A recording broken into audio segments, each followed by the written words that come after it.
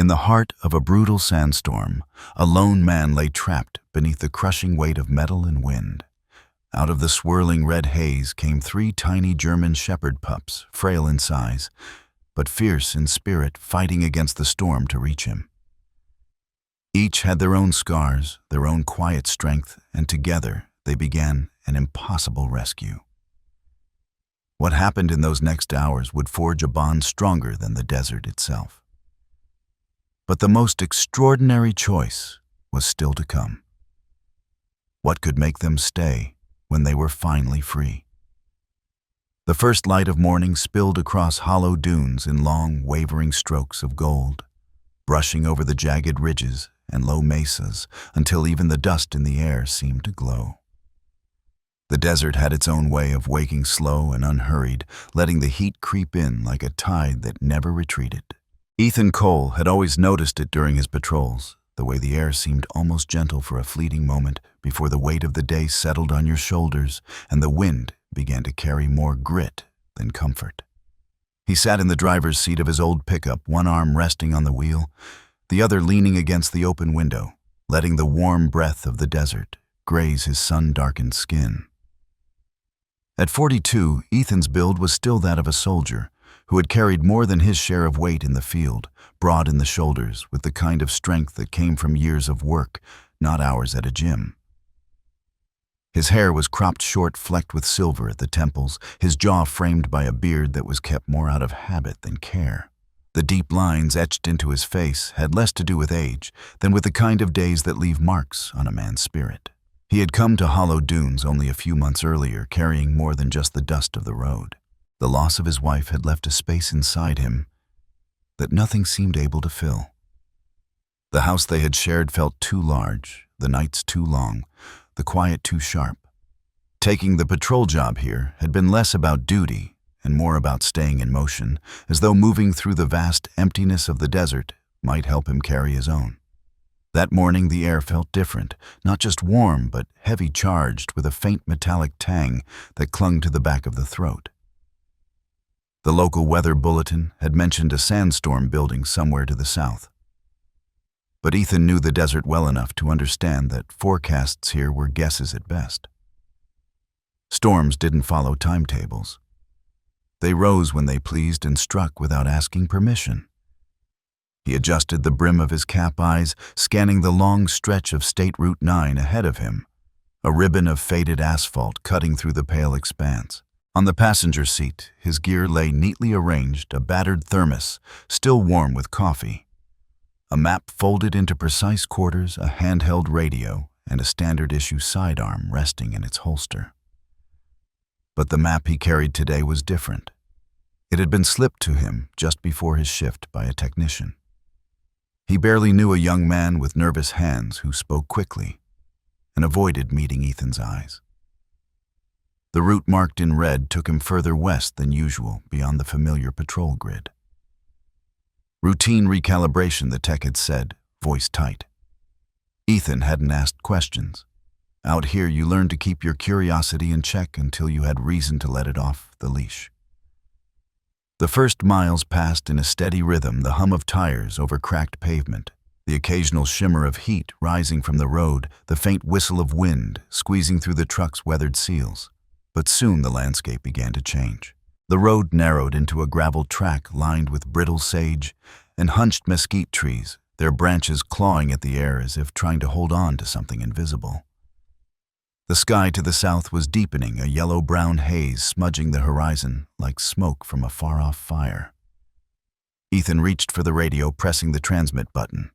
Static answered him, sharp and unbroken. He tried again. Nothing. A flicker of unease ran through him. He checked the GPS. Its screen blinked once, then froze, the numbers melting into unreadable symbols before fading altogether. He slowed the truck, the tires crunching over loose stone. The wind had begun to pick up, carrying with it fine grains of sand that whispered against the windshield.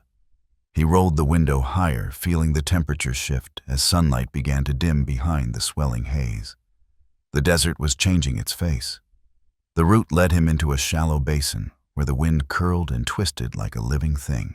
He leaned forward, squinting at the map on the seat beside him, tracing the red line with one finger. That was when something struck him from behind. An impact so sudden and heavy that the world seemed to tilt. His forehead hit the steering wheel, a burst of light exploding behind his eyes. The truck door was wrenched open. Rough hands dragged him out his boots, scraping against gravel. Voices low and urgent cut through the ringing in his ears, though the words blurred in the rush of blood and the gathering wind. One figure gripped his arms, forcing them behind his back. Another bound his wrists with something that bit into the skin. A chain clinked a sound, both metallic and final, and cold links wrapped around him, fixed to the undercarriage of the truck.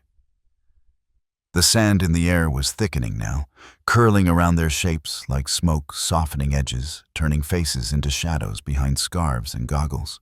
Ethan caught flashes, one man tall with rolled sleeves and forearms marked in ink, another moving with a wiry restlessness. They worked quickly, saying little, the storm beginning to howl in the distance. A gust tore through the basin, lifting the first stinging spray of sand. The horizon was gone, swallowed by a wall of dust that moved with the slow, steady certainty of a tide. The light shifted to an otherworldly amber, the air vibrating with the low roar of a storm that would soon arrive in full. Ethan's heartbeat steadied, the old instincts setting in. He took in the slope of the basin, the weight of the chain, the distance to the nearest cover, all while tasting the grit already settling between his teeth. The men glanced at each other, gave a short nod, and without another word climbed into a waiting SUV. Its engine growled once, then faded into the rising wind. He was alone. The first breath he drew carried the raw edge of sand scraping at his throat. The storm was almost here, a living wall racing across the flats. He could feel the air pressure drop the way it always did before the desert's temper turned. His eyes watered against the sting, his pulse sinking with the rhythm of the approaching roar. Somewhere in that growing chaos, he thought he heard movement, a shift in the hiss of the wind lighter closer to the ground. Shapes were impossible to make out against the swirling haze. But something was coming. He lowered his head, bracing against the grit as the sound drew nearer, steady and deliberate. And then through the curtain of dust, 3 small silhouettes emerged, their outlines rippling in the stormlight, their steps sure even as the sand whipped around them. The world was a blur of shifting rust and gold when Ethan's eyes forced themselves open again. Every inch of his skin was coated in the grit of the storm, fine grains clinging to his eyelashes, filling the lines in his hands, sliding against his lips like the slow grind of time itself. The wind roared in uneven bursts, lifting sheets of sand and hurling them sideways with such force that it felt like standing in the middle of a giant's breath, each exhale hot and relentless. Somewhere above him, the sky had been swallowed entirely, replaced by a swirling ceiling of dust that made it impossible to tell where earth ended and air began. His chest rose and fell in shallow, uneven pulls, each breath dragging the dry sting of the desert deeper into him. The chain still anchored his wrists to the truck's undercarriage, every link warmed by the trapped heat of metal in the sun. He tried to shift his weight, but the motion set the links biting into his skin again, sharp enough to make his teeth clench. The wind rattled the truck's frame, a hollow vibration that seemed to hum in his bones. Through the haze, movement caught his eye. Not the lurching shapes of men or the ghostly outlines of blowing tumbleweed, but something smaller, lower to the ground, weaving against the current of the storm, as if the sand itself parted to let them through. 3 shapes no taller than his knee, emerging from the copper-colored curtain like pieces of the desert given life. They paused just a few feet away, the storm swirling around their outlines. And in that suspended heartbeat, Ethan saw them clearly. The first was black and tan, the deeper fur along his back glistening in the muted stormlight, while lighter gold framed his muzzle and legs. His eyes were an unblinking amber brown, steady and calm, as if he had already measured the situation and made his decision. There was no hesitation in that gaze, no question, only a quiet resolve. This was Shadow. Even in the chaos of the wind, his posture was still his paws planted firmly in the sand, as though nothing could push him back. The second was smaller, leaner, with a sable coat that seemed to change shade with every gust darker when the sand clung to it, brighter when the wind swept the grains away. One ear stood tall while the other bore a jagged notch, the edge healed, but uneven, a mark of some earlier trial. His movements were quick, his eyes darting between Ethan and the shifting lines of chain, as if already searching for a weak point. This was Ridge, a spark of restlessness wrapped in the frame of a pup, every muscle tuned for quick, precise action. The third stood slightly apart, his coat a mottled gray and black like stone dusted with ash. One hind leg dragged ever so slightly when he shifted, but his head was high, ears forward, scanning the storm's edge with the unshakable attention of a watchman. Flint, solid deliberity, seemed to take the role of sentinel without being asked, keeping his gaze fixed on the shifting horizon while the others moved closer. Ethan blinked against the grit in his eyes, the outlines of the three pups sharpening with each heartbeat. He could feel his pulse slow, not from weakness alone, but from the strange grounding presence they carried into the chaos. The wind tore at them, lifting tufts of fur and sending grains of sand racing across their bodies, yet they moved with a grace that felt instinctive, as though they belonged to this storm. Shadow was the first to approach, stepping forward with careful weight, head low, but eyes fixed on the chain that bound Ethan's wrists. He sniffed once, twice, then, without a sound, set his teeth against the nearest link. The sudden sharp pressure rattled the metal and sent a tremor through Ethan's arms. Shadow pulled a twisted, adjusted his grip. His small jaws worked with a focus far beyond his size, the sound of his teeth scraping against the chain, swallowed by the howl of the wind. Ridge darted in from the side nose, brushing along the length of metal, his movements quick and precise, like a scout mapping terrain. He found the bolt where the chain met the truck's frame, sniffed once, and began to paw at the sand gathered around it. The grains swirled away in quick spirals, revealing the rusted metal beneath. He leaned in, testing it with his teeth, then glanced toward Shadow, as if passing silent information between them. Flint remained a pace back, shoulders squared, tail raised, his eyes sweeping over the storm's shifting curtain. Every few seconds he would glance over his shoulder, ears flicking, as if gauging how much time they had before the storm thickened to the point of blindness. His body leaned into the wind, bracing against its weight, each gust tugging at his fur and leaving faint trails of clean silver in the grit. Ethan could feel the work of the two pups at his wrists. Shadow's steady pull, Ridge's sudden tugs at the bolt, each effort sending faint vibrations through the metal links. His vision swam in and out of focus, the edge of exhaustion curling at the corners of his awareness. The storm seemed louder now, the wind song turning into a deep, endless note that vibrated in his skull. Shadow shifted position, angling his head to get a better grip on the thickest part of the chain. His small body tensed, muscles bunching under his coat, and then he bit down hard enough that Ethan felt the links shudder. Ridge pressed forward at the same time, worrying at the bolt with a determined gnaw.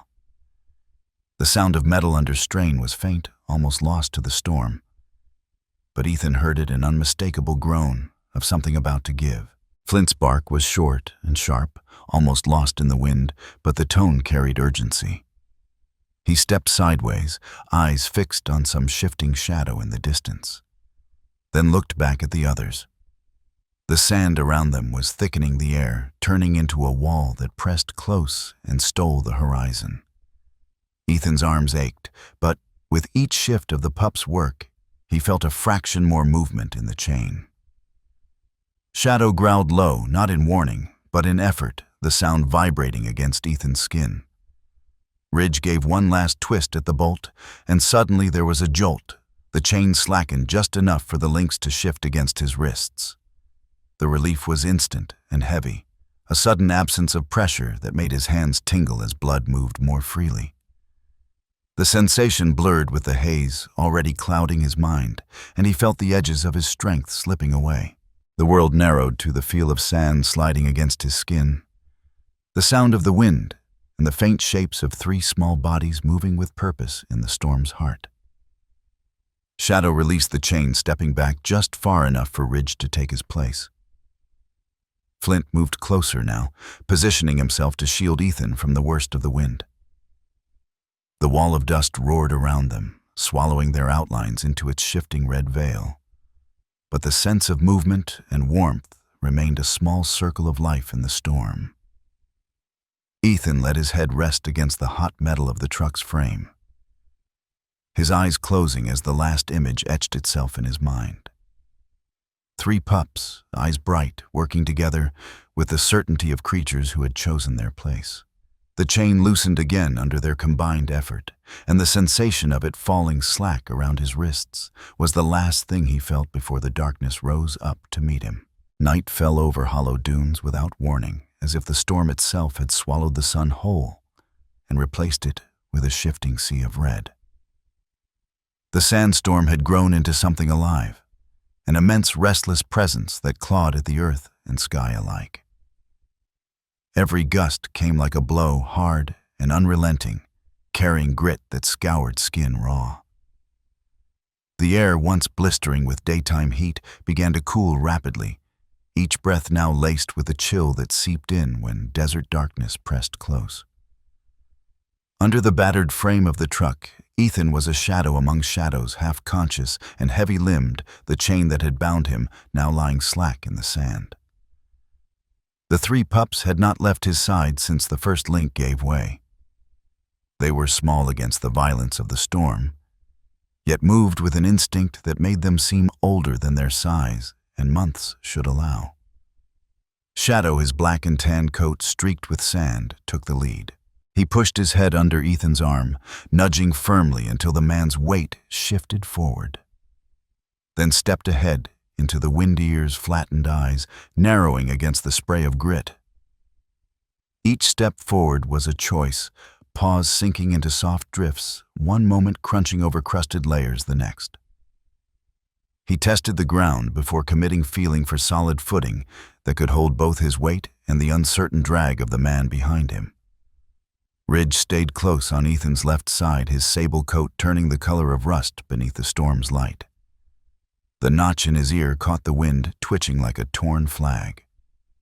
He kept his small body pressed to Ethan's, a steady barrier against the pull of the storm that tried to steal his balance.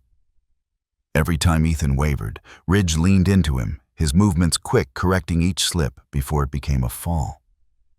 His tail flicked side to side, not in play, but in constant adjustment, signaling to the others.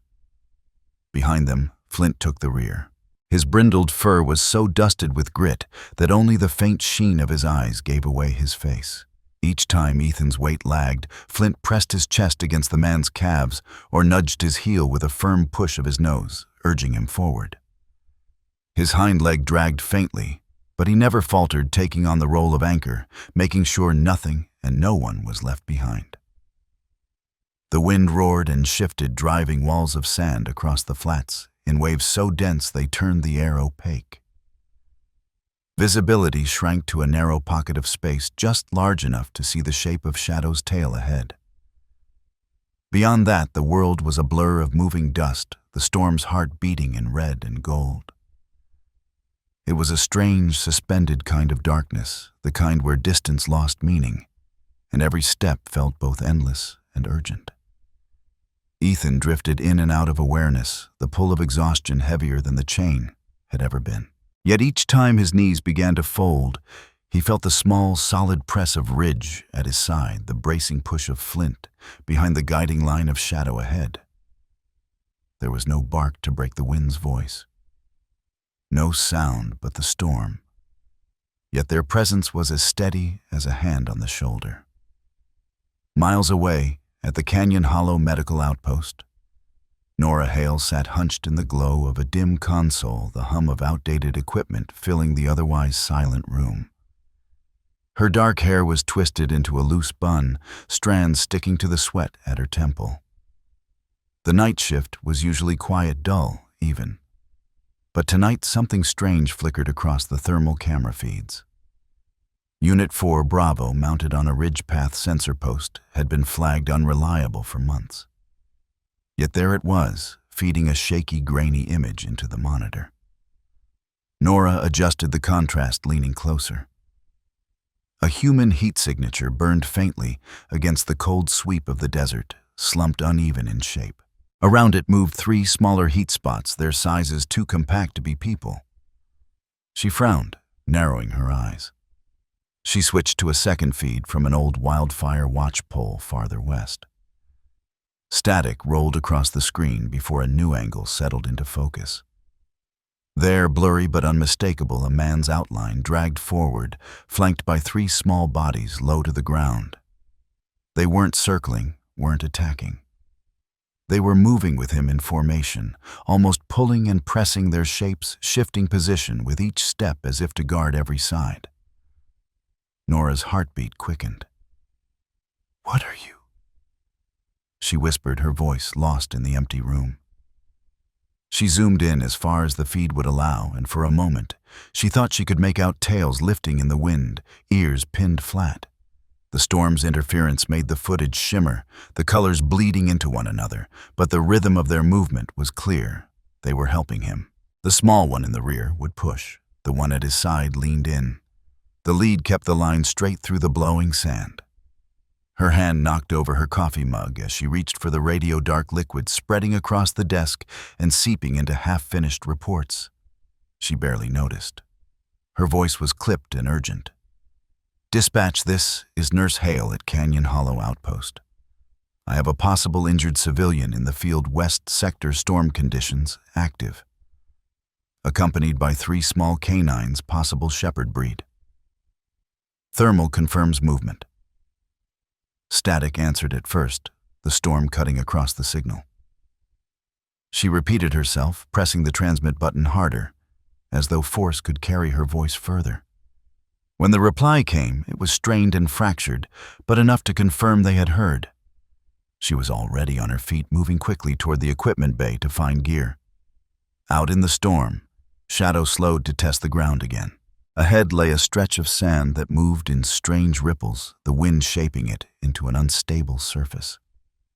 He veered left, pulling the others along, leading them toward a low ridge that would offer some shelter. Ridge nudged Ethan's hip sharply to guide him in the same direction. Flint's head turned constantly, watching the dark edges of their narrowed world, his ears twitching at each deep groan of the wind. Ethan's senses felt raw, every sound and texture amplified. The grit in his mouth tasted of metal. The push of the pups against him carried a faint warmth that cut through the cold, sinking into his bones. They worked together without a sound, each movement purposeful, each contact a quiet reminder that he wasn't alone in the endless red night. The ridge came into view, a shadow within shadows, its slope shielding them from the worst of the gale. Shadow pulled them into the partial shelter where the wind broke enough for them to pause. Ridge pressed close against Ethan's leg, looking up into his face as though reading the fading lines of his expression. Flint circled once, sniffed the air, then planted himself facing the open desert, his body tense. Ethan leaned into the truck of the ridge wall, his breath shallow, his limbs trembling with fatigue. The storm roared past them, carrying its burden of dust toward some unseen horizon. Yet in that small pocket of calm, the 3 pups stood their posts, one in front, one at his side, one behind each, keeping the red night at bay. Far away, Nora Hale pulled on her sand goggles and tightened the scarf around her neck. The ATV's engine roared to life in the garage bay, its headlights cutting thin spears into the swirling air outside. In her mind, she could still see the shimmering shapes on the thermal feed, the slumped figure, and the 3 moving dots. And she knew without hesitation that she had to reach them before the storm closed its fist completely. Back in the hollow of the ridge, Shadow shifted his paws and glanced toward the path ahead. Somewhere beyond the wall of sand was safety, but the storm would not give it easily. He stepped forward, the wind catching the fur along his spine, and Ridge moved with him, ready to brace and guide. Flint gave a single low bark, soft but certain, before he turned his gaze back toward Ethan, waiting for the next step into the storm's heart. Nora's voice was still taut with urgency as she rounded the corner into the equipment bay, radio in hand, boots striking the concrete in quick, decisive beats. "Ben," she called out over the dull thrum of the storm battering the walls. Ben Ortiz was crouched over a battered red rescue pack, checking straps and tightening buckles. He looked up, his dark eyes narrowing behind the lenses of his dust-scratched goggles. His frame was wiry but solid, the kind of build that came from years of hauling gear in bad weather. Tattoos of skeletal ribs and anatomical hearts ran down his forearms, the ink shifting as his hands moved. "We've got a man out there," Nora said. Without preamble, West Sector injured. He's not alone, 3 small shepherd pups with him. They're moving through the storm together. We've got a narrow window before it swallows them. Ben didn't waste time with questions. "Which route?" She pointed to the faded topographic map pinned to the wall. They were here on the Thermal Ridge Path, 2 clicks from the canyon bend. The feed's degrading fast. He nodded once, snapped the rescue pack closed, and reached for his helmet. "ATV or on foot?" "Both. We'll take the ATVs as far as we can, then walk." Minutes later, the garage doors rattled upward, groaning against the press of wind. The storm surged in like a living thing, hot grit lashing their exposed skin before they had even cleared the threshold. Nora climbed onto her ATV, the seat already warm from the trapped heat of the day, and pulled her scarf higher over her face. Ben's engine coughed once, then roared to life beside hers, the sound quickly swallowed by the wind. They rolled out into the storm's throat, headlights cutting narrow tunnels through the swirling dust. The world beyond their handlebars was reduced to shifting walls of sand, the air alive with motion and noise. The wind pressed hard against their chests, each breath dragging grit deep into their lungs despite the masks. The path toward the ridge was rough, even in clear weather. Tonight it felt like navigating through a dream where distance and direction refused to stay fixed. Fine sand slipped under the tires, rattling against the undercarriage, while larger gusts made the ATVs shudder. The harness straps on Nora's chest vibrated with each jolt, and the grit worked its way into the seams of her jacket, scouring the skin beneath. Every piece of equipment they carried hummed faintly from the wind's constant touch. They pushed forward mile by slow mile, the horizon a blur that never quite came closer. Communication was kept to sharp hand signals and short bursts over the radio, each word clipped to survive the static. Ben pointed toward the ridgeline, a head barely visible as a darker smear in the rust-colored air. And they steered toward it, engines straining against the drag of loose sand. At the base of the ridge, the storm thickened further, the wind funneling through its narrow cuts. They dismounted, boots sinking ankle-deep in the drifts, and shouldered their packs. The moment they killed the engines, the silence of mechanical noise was replaced by the pure roar of the desert, a constant rushing force that made the ground seem to tremble. Climbing the slope was a test of balance and breath. The wind stole half their oxygen and hurled it back as stinging grit. It slid into collars, into cuffs, coated their gloves until the leather felt stiff. Nora could feel the sand in her teeth every time she opened her mouth to speak. Her goggles were a haze of scratches and dust, the storm's light turning the world a dull, bruised red. Halfway up, Ben tapped her shoulder and pointed toward a shallow cut in the ridge wall, a break in the stone, just large enough to offer some shelter. They angled toward it, sliding down a short incline, boots scraping against the rock. That was when she saw them. Curled within the partial shelter, Ethan Cole was slumped against the rock face, his skin pale beneath the mask of sand, his chest moving in shallow, ragged pulls. Around him, 3 small forms pressed close, their bodies angled to block the wind. Shadow, the black and tan pup, stood nearest his paws, braced in the dust, his amber-brown eyes locked on the newcomers. His lips curled just enough to reveal a hint of teeth. A warning born not of malice, but of fierce protectiveness. Ridge stayed tight against Ethan's left side, one ear twitching toward the intruders, the other still fixed forward. Flint sat at the rear, his brindled fur ghosted with sand head turning between Nora and the open storm beyond, as if calculating which direction posed the greater threat. Nora slowed her approach, lowering herself to one knee, so she was level with Shadow's gaze. The pup's growl was low, almost lost in the wind, but the tension in his body was clear. She let her voice fall soft, a tone that cut through the roar without rising above it. "It's okay," she murmured, each word slow, steady. "We're here to help him." Shadow's ears twitched forward at the sound, and for a moment he didn't move. Then, with a quick glance back at Ethan, he stepped aside just enough for her to reach in. Ridge's head followed her hand, eyes bright with wariness, but he stayed pressed against Ethan's leg. Flint shifted his weight, still keeping watch over the entrance to the hollow. Ben was already unclipping the stretcher from his pack, his movements precise even in the storm's chaos. Together they worked quickly, slipping the straps beneath Ethan without disturbing the pups more than necessary. His skin was cool under the grit, his breathing shallow but present. When they lifted him onto the stretcher, Shadow moved to his side immediately, his small paws pressing into the sand with quiet determination. Ridge trotted alongside the opposite edge, keeping his flank against Ethan's arm. Flint followed at the rear, his gaze never leaving the shifting wall of dust that marked the storm's edge. Step by step, they retraced their path down the ridge, the stretchers swaying between Nora and Ben.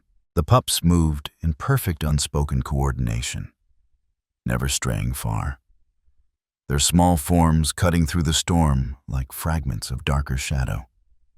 At the ATVs, Ben secured Ethan across the back platform, strapping him down to keep him stable over the rough ground. Nora swung into her seat and glanced down. The three pups had taken positions without prompting. Shadow leapt lightly onto the narrow ledge beside Ethan's legs. Ridge settled just behind the seat, curling his body against the wind. Flint stood on the ground watching until the engines roared, then loped easily alongside. The ride back to the outpost was a blur of red and grit, the storm pressing in on all sides. The wind clawed at their gear, found its way under straps and into every seam. Sand rattled like dry rain against helmets, and goggles coated the radios until each button stuck. The engines labored their growl, a steady heartbeat beneath the storm's howl. When the garage doors of the outpost finally came into sight, they were half buried in drifting sand. The exterior lights dimmed to a weak amber glow in the dust. The relief in seeing them was quiet, but certain a shared exhale that neither rescuer voiced aloud. Inside, the warmth of the airlock was heavy with the smell of metal and disinfectant.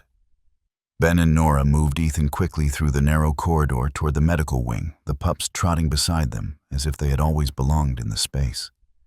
Even here, the storm's voice was faintly audible, a low, constant hum against the walls. Shadow stayed nearest, his gaze flicking between Ethan's face and the unfamiliar corridors. Ridge kept to his side, pressing close each time they rounded a corner. Flint brought up the rear, head-high eyes scanning, as though still expecting the wind and sand to find their way in. When they reached the treatment room, Nora guided the stretcher inside. Ben began unloading supplies, saline blankets, monitoring gear, his hands moving with practiced efficiency. The pups hesitated at the threshold, then slipped in one by one, circling the bed until they found places that felt right. Shadow at Ethan's feet, Ridge against the side rail, Flint by the door. Outside, the storm still raged, its voice a steady drum against the outpost walls. But here in the small circle of light and warmth, the three pups held their quiet vigil, following with their eyes every movement, every touch, as Ethan's care began in earnest.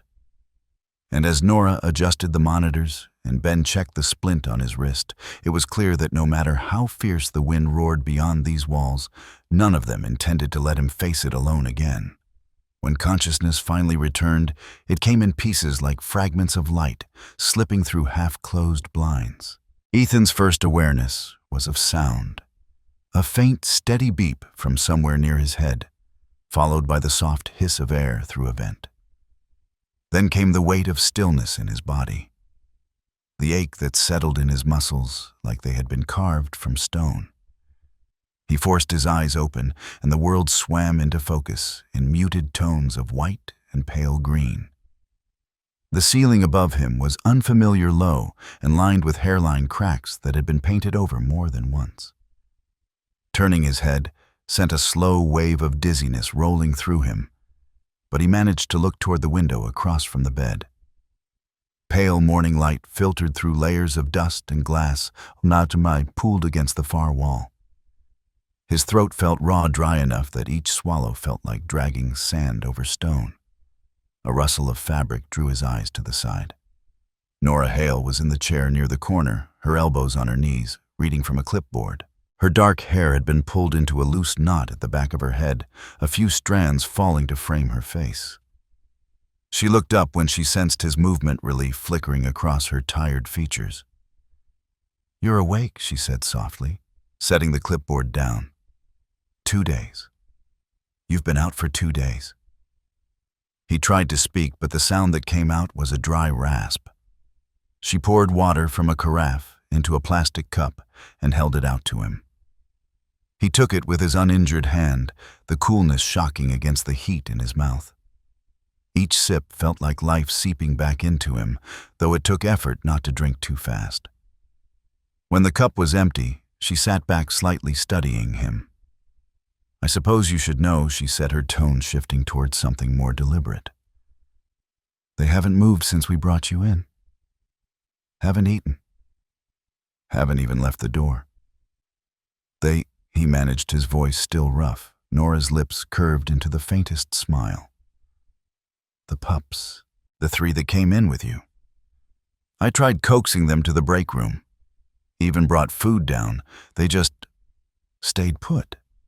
Right outside your door." Ridge lies with his head on the floor, watching the crack under the frame. Shadow stretches out across the threshold like he owns it. And Flint, well, he's taken to sitting like a sentry against the wall across from you. I've never seen anything like it. Ethan let the words settle. His mind's eye pulled up the memory of the storm, their small shapes in the red wind, their unyielding coordination. That was the last he'd felt before the dark swallowed him. Now they were here, still guarding. Something in his chest tightened, though it wasn't discomfort. It was the peculiar weight of being chosen. The door clicked open then, and a boy stepped in. He couldn't have been more than 10, with a mop of copper-brown hair that stuck out from beneath a faded baseball cap. His jeans were dust-stained at the knees, his t-shirt 2 big sleeves hanging almost to his elbows. In one hand he carried a sketch pad, in the other a small wrench, the kind used for fiddling with loose bolts on the outpost's ancient heating system. "This is Caleb," Nora said. "His dad manages maintenance here. After school he tends to make the rounds, and occasionally ends up here." Caleb edged closer to the bed, glancing briefly at Ethan before setting his sketch pad on the side table. "I named them," he said, as if it were the most natural announcement in the world. Ethan raised an eyebrow. "Named who?" "The pups," Caleb replied, leaning a hip against the bed frame. "Black and Tan's Shadow, he's the leader. Sable one with the torn ear is Ridge. Fast but always sticks close. The brindled one's Flint, walks a little different, but he's the toughest. I figured they deserved names since they've been, saving your life and all." Nora gave a soft laugh, shaking her head. "He's been lobbying to make those official." "They are official," Caleb said, with a confidence that left no room for argument. "Everybody's been calling them that now." Ethan found himself repeating the names under his breath. Shadow, Ridge, Flint. They settled into him easily, as though they'd always been there waiting. He looked toward the door, half expecting to see their silhouettes in the frame. "You'll see them soon," Nora said, catching the glance. "But right now, you need rest. And some information." Her expression sobered, and she picked up the clipboard again. "While you were out, the sheriff's department towed in your truck. No sign of the men who attacked you. Spray paint on the tailgate had been scrubbed off before they found it. Whoever did this knew what they were doing. No prints, no trace. Ethan's jaw tightened. So there's nothing? Not from the truck, she confirmed. Whatever happened out there, they didn't leave evidence behind for us to follow. At least not the kind you can bag and tag. He leaned back into the pillow, absorbing the quiet finality in her tone. The storm outside the day they brought him in had been an easy scapegoat for lost tracks, for obscured paths. Whoever had chained him there hadn't expected an audience. And yet, he was here alive because 3 small shapes had appeared in the wind when no one else could have reached him. Caleb shifted, breaking the silence. "They're still out there," he said matter-of-factly, jerking his thumb toward the hall. "I can go tell them you're awake. Shadow will probably wag his tail for the first time in 2 days. Nora gave the boy a warning glance. Let him rest. But the faint warmth in her eyes suggested she understood what the sight of those pups might do for the man in the bed. Ethan exhaled slowly, the dryness in his throat, less from thirst now than from the weight of everything unspoken. 2 days gone. No evidence. 3 pups who hadn't left his side in all that time. For reasons he couldn't yet name, it didn't feel like chance. It felt like a thread being pulled taut, leading somewhere he hadn't seen yet. In the hallway beyond the closed door, he could almost picture them, the black and tan form sprawled across the entry, the sable pup curled tight against the frame, the brindled one upright and watchful, all 3 holding the line as if nothing outside that threshold mattered. It was an image that stayed with him as the room settled into quiet again. The steady beep of the monitor marking time, each beat carrying him closer to whatever came next. The afternoon light in hollow dunes had a way of turning the dust into a thin veil of gold, the kind that settled over everything and softened its edges. From the window of his recovery room, Ethan could see it drifting lazily in the air outside, carried in small swirls by the restless wind. The storm had passed 2 days ago, but the desert never truly rested. It only shifted, covering and uncovering whatever it chose. Ethan sat at the narrow table pushed against the wall, a spread of documents laid out before him. Nora had given him permission to move around, as long as he kept his splinted wrist steady, though the faint ache under the bandages was a constant reminder to be careful. He ignored it, leaning over the papers with the quiet intensity of someone piecing together a puzzle that no one else realized was there. It had been gnawing at him since he woke the sense that what happened out there in the storm hadn't been a random act. The attackers had known where to find him, and they had known the terrain well enough to leave him in a place where no signal could reach.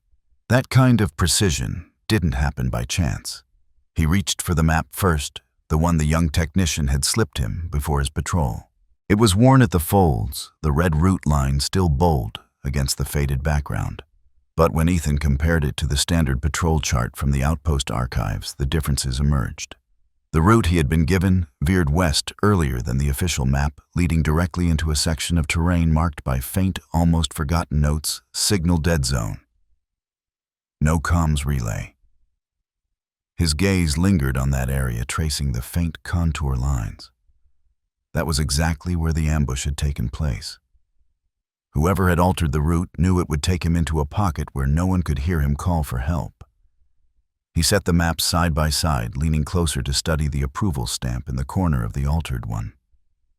The name printed beneath the signature was familiar enough, L. Cross. Liam Cross. The memory arrived in a rush heat smoke, the metallic taste of adrenaline. Years ago, at an old fuel depot, lightning had split the sky and struck one of the storage sheds. The explosion had shaken the ground, sending up a column of black smoke so thick it turned day into night. Ethan had gone in through a collapsed scaffolding, crawling over twisted rebar, until he found Liam pinned under debris, coughing through the smoke. The younger man's leg had been badly broken, but Ethan had hauled him out before the structure gave way entirely. They hadn't spoken much since then, but Ethan had never forgotten the look Liam gave him afterward. Something between disbelief and gratitude so deep it didn't need words. Now that same name sat printed on a patrol map that had nearly cost him his life.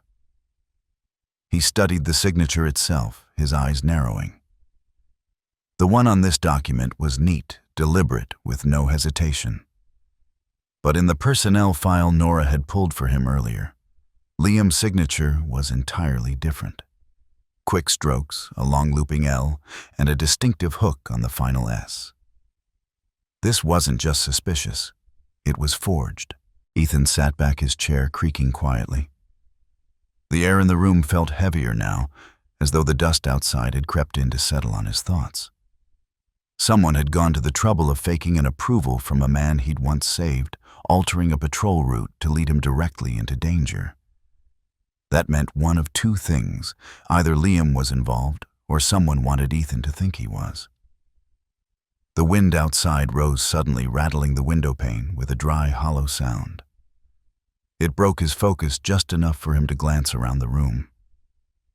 Shadow was lying closest to him, his black and tan coat stretched out on the cool tile. His head rested on his front paws, but his amber eyes were open, watching Ethan with a steady calm. Ridge had claimed the small patch of sun that crept in through the side window, his sable fur catching the light in shifting tones of bronze and gold. One ear twitched now and then, reacting to some sound beyond the walls. Flint was by the door, sitting upright in his usual post-brindled coat, dusted with faint streaks of desert grit that hadn't fully brushed out. Every few minutes, one of them would lift their head toward the sound of the wind, ears pricked, eyes narrowing toward the unseen. Then, as if deciding it posed no immediate threat, they'd settle back into place. The rhythm of it, the brief alertness, the easy return to rest was oddly reassuring. Ethan leaned forward again, picking up a pen and circling the section of the altered route on the map. He made small notes in the margin, no comms. Ambush site. Who knew? His handwriting was deliberate, the letters pressed firmly into the paper. The truth was somewhere in the sand, covered for now, but not gone. Whoever had done this had left traces, and the desert had a way of giving back what it took if you knew how to look. Shadow shifted, letting out a quiet huff, and Ethan looked down at him. "We're going to find out," he murmured. The pup's eyes didn't waver, as if the promise was already understood. Outside, the wind rattled again, carrying with it the faint smell of sun-baked stone. Somewhere out there beyond the maps and the walls, the next piece of the truth waited to be uncovered. And when it came, Ethan knew he wouldn't be going after it alone. The wind outside the medical outpost had shifted again, carrying a sharp, restless edge. Ethan sat on the narrow bed, the smell of antiseptic still lingering in the air, when his hand brushed something hard beneath the frame. At first he thought it might be a loose bolt or a fallen tool. But when he reached down, his fingers closed around a small, scorched object blackened along one side, metal casing warped by heat. It was a USB drive, half burned, its surface pitted as if it had survived both fire and sand. He turned it over in his hand, feeling the faint grit still lodged in its seams. Whoever had hidden it had done so in a hurry.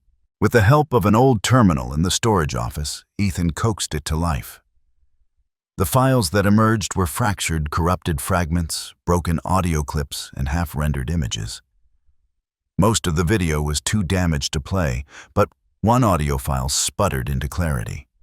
A voice, dry and familiar, slipped through the speakers. They changed the route. Maddox said it was the only way. I thought it was just a diversion. There was a long pause, followed by a faint scrape of movement, and then the voice again, quieter. If this gets found, I'm sorry, Cole. Liam Cross. Ethan stared at the darkened screen long after the clip ended, the faint hum of the computer filling the silence. The name felt heavier now, not just from memory, but from the sound of regret woven into every word. Coordinates embedded in the file led deep into the western flats, into a stretch of hollow dunes where the sandstorms seemed to gather their strength. It wasn't a place people wandered willingly, but the faint pull of the truth was stronger than the comfort of staying put. By dawn, the wind had already begun to rise. Ethan stood outside the outpost boots, sinking into the loose drift at the edge of the lot, shadow pressed close to his leg. Ridge and Flint were already ahead, tails cutting small arcs through the dust. He adjusted the strap of the pack on his shoulder and set out the pups falling into a natural formation around him. Shadow in front, Ridge close to his side. Flint at the rear, watching their trail. The further west they went, the harsher the wind became. It moved in long, rolling breaths, sometimes dropping low enough to let the horizon appear before surging again in a curtain of red and gold. Sand stung against exposed skin, wormed its way into seams and folds, and whispered along the edges of the rock as if the desert itself was listening. They found the cave by accident, or rather because Shadow caught the faintest scent and veered toward a cluster of jagged outcroppings. The entrance was narrow, half hidden behind a spill of stone, its mouth cut into the cliffside like a dark wound. Ethan ducked low to step inside the shift from the roar of the wind to the muffled stillness of the cave, almost dizzying. The light inside was dim, filtering in only a few feet before dissolving into shadow. Somewhere in that darkness came the faint scrape of movement. "It's me." Liam, Ethan called his voice, carrying just enough to break the silence without echoing. For a moment, there was nothing, only the slow drip of water somewhere deep inside. Then from the darkness, a figure emerged. Liam Cross looked like the desert had worn him down to the bone. His hair was longer now, tangled and dust-streaked. His cheeks were hollow, his skin marked by windburn, and the kind of exhaustion that lived deeper than sleep could touch. In his right hand, he held an old revolver, the bluing worn off the steel, his grip tight but trembling. Around his neck hung another USB drive, this one hole the casing scuffed but intact. "You came," Liam said, his voice cracking on the first word. "I didn't think you would." Ethan didn't move closer. "You left me in the middle of a dead zone chained to a truck." "Why wouldn't I come?" Liam flinched, his eyes dropping to the sand at his feet. I thought they just wanted you delayed." Maddox said it was about diverting patrols that no one would get hurt. He gave a short, bitter laugh. I was stupid enough to believe him. Shadow stepped forward, his amber eyes fixed on Liam, head tilted in silent assessment. Ridge followed, ears pricked, his body angled between Ethan and the man. Flint stayed near the cave mouth, watching both the wind outside and the scene within. Liam's shoulders sagged.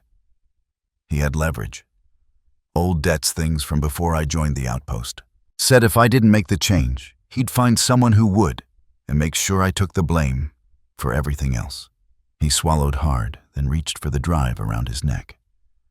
"This is everything I've got: route changes, payment logs, comm records. Enough to put Maddox exactly where he belongs, if you can get it into the right hands." Ethan stepped forward and took the USB, slipping it into the pouch at his side. "Why bring it to me?"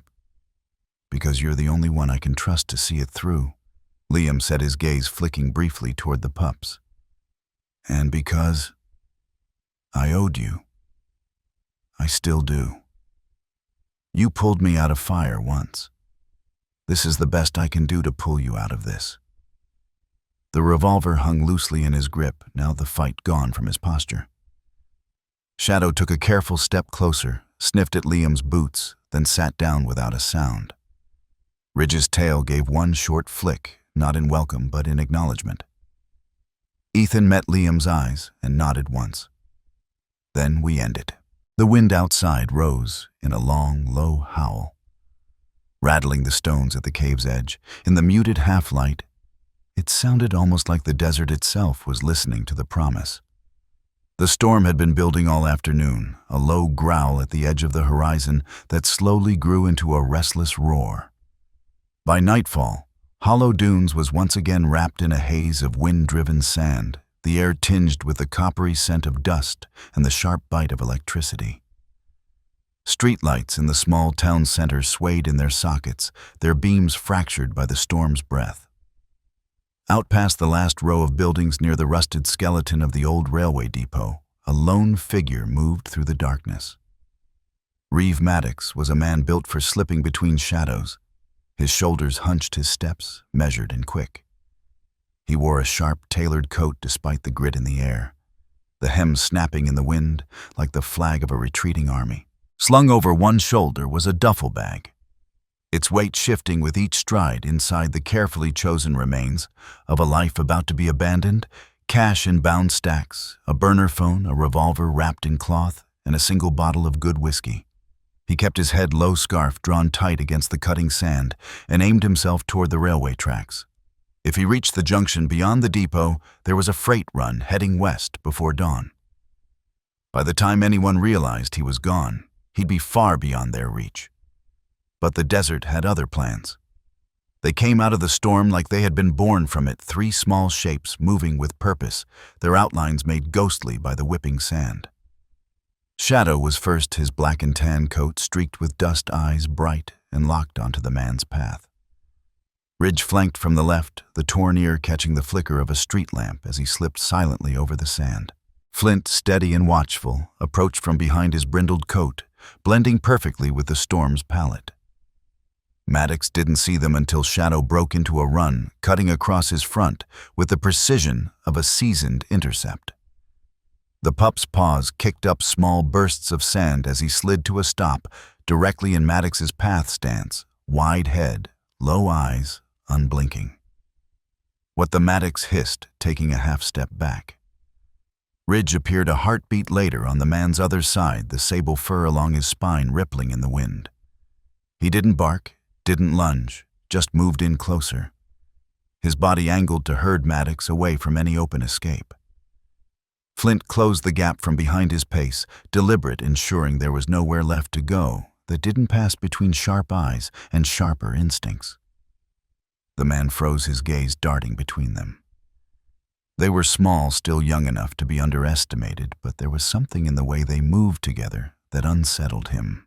He tried to sidestep, but Shadow mirrored the move, instantly blocking him again.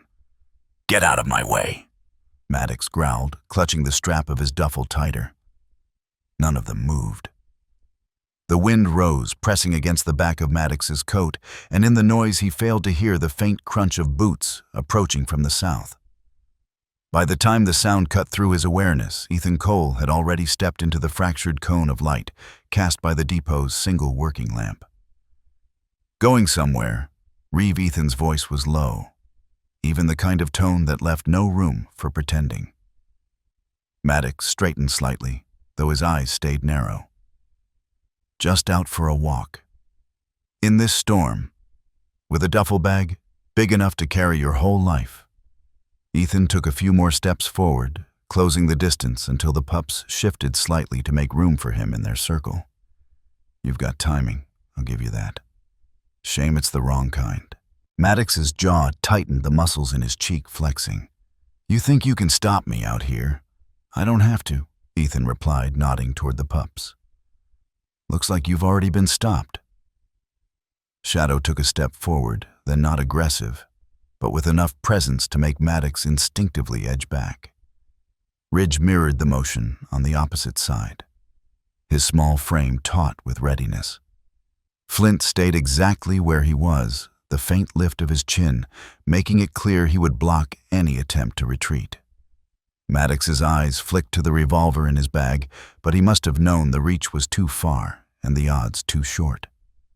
The wind had begun to shift, pulling back just enough for the sound of distant engines to filter through the rumble of an approaching vehicle. "That'll be the locals," Ethan said, his gaze fixed on Maddox. "They're very interested in having a word with you." For a long moment, Maddox didn't move. Then slowly, he let the strap of the duffel slide from his shoulder. It hit the sand with a muffled thud, His hands lifted halfway, palms open, though his expression remained sharp with defiance. Ethan stepped forward and took hold of his wrist, turning him gently but firmly toward the sound of the approaching headlights. Shadow Ridge and Flint shifted with them, maintaining their formation as if escorting a prisoner of their own. By the time the sheriff's truck pulled up, its lights carving clean lines through the dust, Maddox was standing still, the storm swirling around him, but finding no purchase. The deputies moved in quickly, securing his hands with plastic restraints and lifting the duffel into the truck bed. No one had to ask how he'd been caught. The presence of the 3 pups told the story without a single word.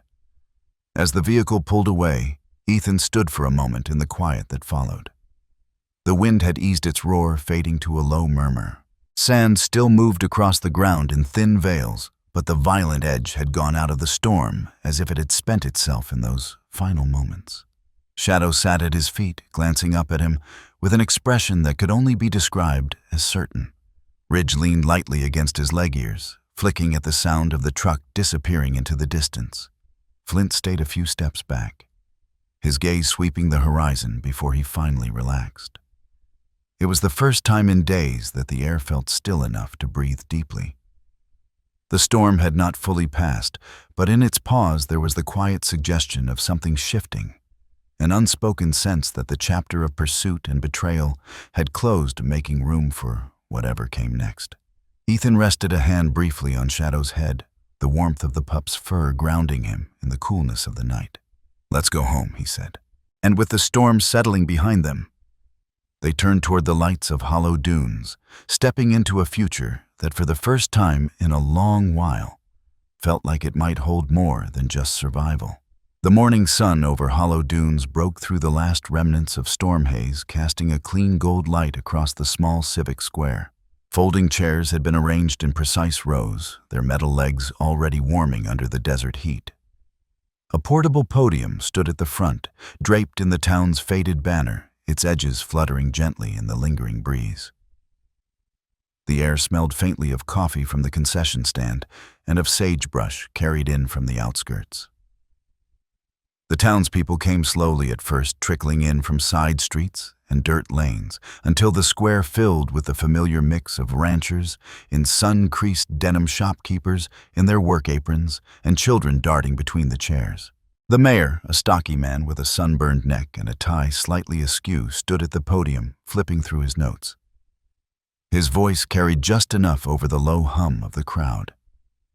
"Today," he began, "we gather to honor one of our own, a man who in the face of danger and betrayal stood his ground. Sergeant Ethan Cole's courage brought justice to Hollow Dunes, and for that we present him with the Desert Star Commendation." The applause was warm, genuine, but as Ethan stepped forward, the weight of the moment settled differently on him. Dressed in a clean shirt and the same boots he'd worn into the storm, he accepted the plaque in one hand, but kept the metal box closed in the other. He looked out at the crowd, the bright morning light catching on the dust, still clinging faintly to his sleeves. "I'm grateful," he said, his voice carrying with the steadiness of someone used to being heard over distance. "But I can't take this alone. The truth is, I wasn't by myself out there. And I don't just mean the deputies or the medics."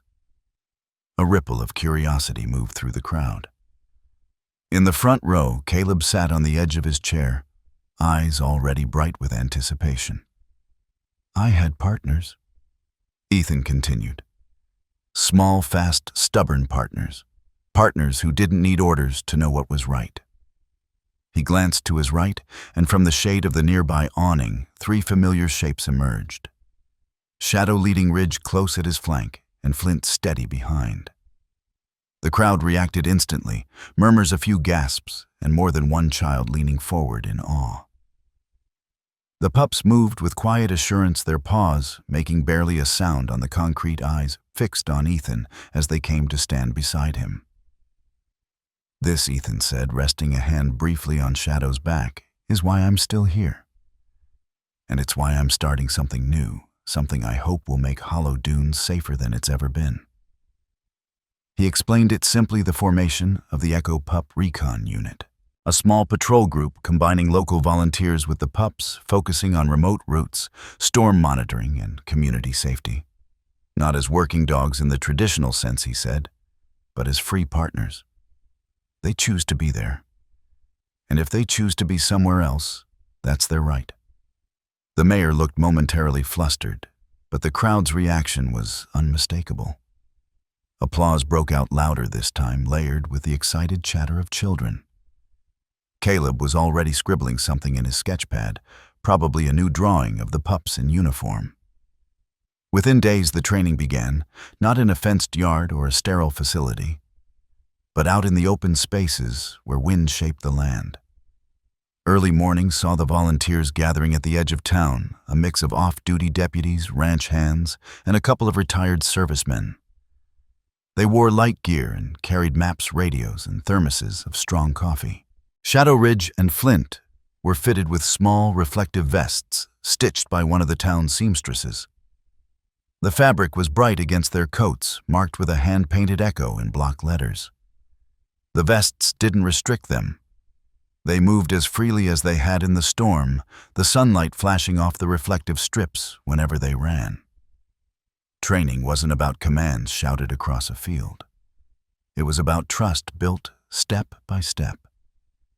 Ethan led the sessions with an easy rhythm, letting the pups set the pace.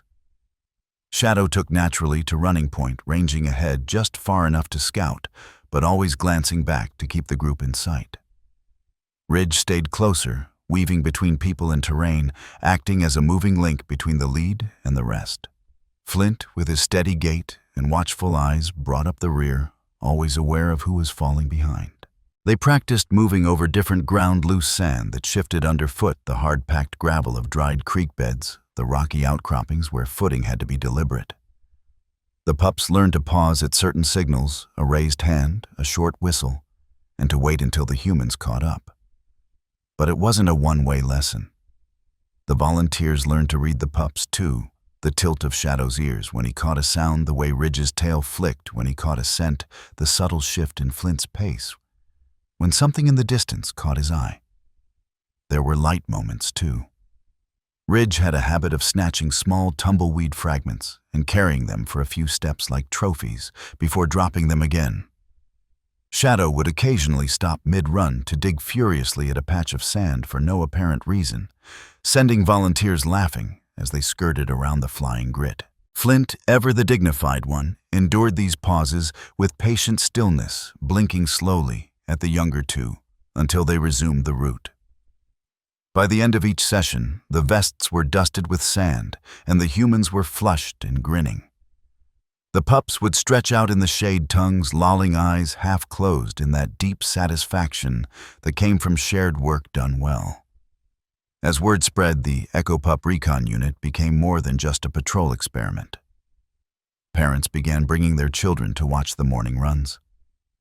The local diner started a tradition of sending out extra breakfast sandwiches for the volunteers. Someone donated a weather-resistant kit for the pups, extra vests, collapsible water bowls, even small padded boots for the hottest days. In the evenings, when the last light faded over the dunes, Ethan would sometimes find the three pups lying together on the rise just beyond town, their silhouettes sharp against the horizon. They would watch as the wind painted shifting lines across the sand. Their bodies relaxed, but ready as if waiting for the next call to move. The storms would come again, he knew that, but now, hollow dunes would meet them differently. Not just with gear and grit, but with the quiet certainty of three small shapes in the wind leading the way. The wind had shifted overnight, trading the shrill cutting gusts of last week's storm for a heavier, slower breath that carried fine grains of dust low across the ground. The air was still warm under the late afternoon sun, but its heat no longer bit with the same sharpness. Out beyond the edge of hollow dunes, the land stretched endlessly, rippling under the weight of light and shadow. It was here at the town's outskirts that Ethan pulled his truck to a slow stop. The three pups sat in the back, their bright reflective vests folded neatly beside them. Shadow was at the far left ear's forward gaze, scanning the horizon with that sharp, deliberate focus that had carried them through more than one dangerous stretch. Ridge sat square in the middle, tail thumping slowly against the bed as if trying to measure the moment, while Flint lay stretched out, chin on paws, his steady amber eyes lifting to meet Ethan's. When the engine clicked into silence, he stepped out, boots sinking a fraction into the soft sand.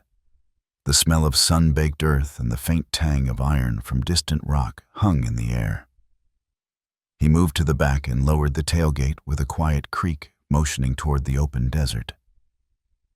"You're free now," he said softly, the words barely rising above the wind. "No more storms to pull you into, no more fights to walk into on my account. This is your home, and it's yours to roam." The pups looked at him, their heads tilting slightly at the sound of his voice, but not moving immediately. Shadow's gaze flicked between Ethan and the horizon. Ridge's tail gave a slower beat, and Flint blinked once, twice, as if weighing something silent between them. Ethan stepped back, giving them space. The desert stretched like an open promise before them. Rolling dunes washed in gold-scattered brush, clinging to life in the sand. The kind of space where instinct could run unbound. He expected them to leap down to nose at the wind and disappear into that wide, empty canvas. Instead, they stepped down one by one, padding a few paces away into the warm dust. Shadow's black and gold coat caught the low sun like molten metal. Ridge's sable fur melted into the earth's own tones. Flint's gray brindled form moved like a shadow with weight. They stood there for a while, tails, still faces turned toward the shifting line where sky met sand. Ethan waited until the horizon took them, until their shapes became small enough that the distance blurred their outlines. Only then did he drive back toward town, the quiet inside the cab settling like the cooling air. That night, Hollow Dunes was still. The streets glowed under their single line of lamps, casting pale yellow circles on the worn asphalt. Ethan sat in his small quarters behind the patrol station, sipping coffee that had gone lukewarm, trying not to let the absence feel heavier than it was. Outside, the wind rattled the thin metal siding, a soft, persistent reminder of the desert's patience. When dawn bled in cool and pale, at first he rose and stepped outside. The light caught on something unexpected. At the station's entrance, three small shapes huddled together in a loose semicircle facing the door. Shadow's ears pricked up at the creak of the frame. Ridge's tail began to sweep slow arcs across the ground, and Flint simply lifted his head and looked at him, steady as stone. They had returned. Dust clung to their fur in fine layers, but their eyes were bright, and there was no sign of hesitation in their posture. They had chosen their place. "You came back," Ethan said, though it wasn't really a question. His voice carried something quieter than relief, something more like recognition. He knelt, letting them crowd close, Shadow pressing his head against Ethan's shoulder. Ridge nosing at the pocket where he kept their treats, Flint leaning his weight gently into Ethan's side. From that day forward, there was no question of leaving again. They belonged as much to Hollow Dunes now as the dunes themselves, as much a part of the town's rhythm as the morning wind and the evening glow. Weeks later, the weather shifted again, building toward another storm. It came not as sudden violence, but as a steady drumbeat winds tightening their grip, the sky turning the deep, burnished red that only Hollow Dunes seemed to conjure before a full sandstorm. Ethan was already out on patrol when the first edge of it reached him, a low roar, moving across the land. The truck's tires cut slow arcs into the sand as he steered toward the ridge road, eyes narrowing against the rising haze. To his left and right, the three pups ran Shadow a few strides ahead, slicing through the wind like it was nothing. Ridge close on the passenger side, muscles moving in smooth, tireless rhythm. Flint slightly behind on the driver's side, his head turning often to check the rear. The sand swirled around them, a living wall of red and gold. But the pups kept pace, their bodies low and their eyes fixed on the path ahead. Their legs worked against the push of the storm, each movement deliberate, each stride a choice.